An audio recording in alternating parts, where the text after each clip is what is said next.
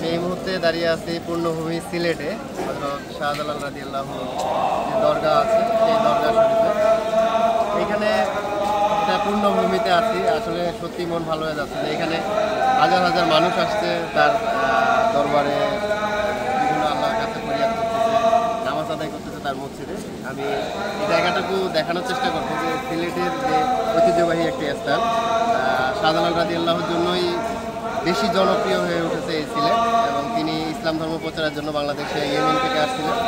এই জায়গাটি হচ্ছে যে দরগা, এবং এইখানেই হচ্ছে তাকে মৃত্যুর পরে তাকে সমাধিত করা হয়। আমি মাজার শরীফ দেখানোর চেষ্টা করতেছি, এবং সেই সাথে যে এখানে যে তিনি যে পায়রাগুলো নিয়ে আসছিলেন সেই পায়রাগুলো, এবং এখানে কী কী দেখার আছে সেগুলো দেখানো।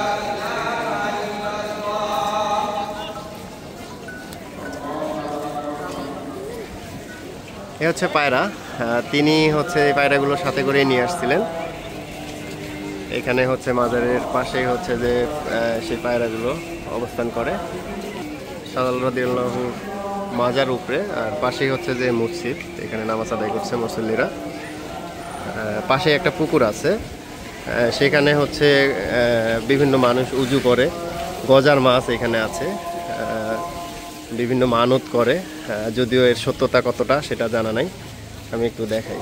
এই যে এখানে হচ্ছে গজার মাছ, একটু কাছ থেকে নিলে হয়তো দেখা যেতে পারে এই মাছগুলো। এই মাছগুলো এখানে ছেড়েছিলেন, এটাই একটা পুকুর।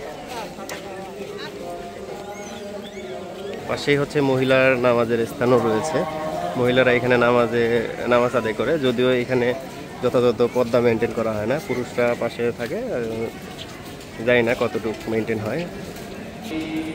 এখানেই হচ্ছে হযরত শাহজালাল রাদিয়াল্লাহু শায়িত আছেন। অনেক উঁচাই উঠতে হয়, আমি অনেক আগে আসছিলাম, আবার সিলেট ভ্রমণ আছি, এই জন্য ভাবলাম যে এখানে একটু যাই। আচ্ছা, এই পাশটাই হচ্ছে হুজুরের মাজার, এটা দেখাই। এবং এখানে অনেকগুলো কবর আছে, এটা একটা টিলা। তো এখানে হযরত শাহজালাল রাদিয়াল্লাহু শায়িত আছেন। একটা বিষয় হচ্ছে মোমবাতি জ্বলে, আসলে এই মোমবাতি জ্বলার কারণ আমি জানি না সঠিকটা। সন্ধ্যা হয়ে গেছে, অনেক লোকের সমারোহ। তো যারা সিলেট আসবেন, হযরত শাহজালাল রাদিয়াল্লাহুর যে দরগা আছে সেখানে আসার চেষ্টা করবেন, আশা করি ভালো লাগবে। কারণ যারা বাইরে থেকে সিলেট আসে তারা একবার হলো আসার চেষ্টা করে হযরত শাহজালাল রাদিয়াল্লাহুর এই দরগায়। ধন্যবাদ সবাইকে। সিলেট নিয়ে পরবর্তীতে কোথাও গেলে আপডেট জানাবো। আল্লাহ হাফেজ।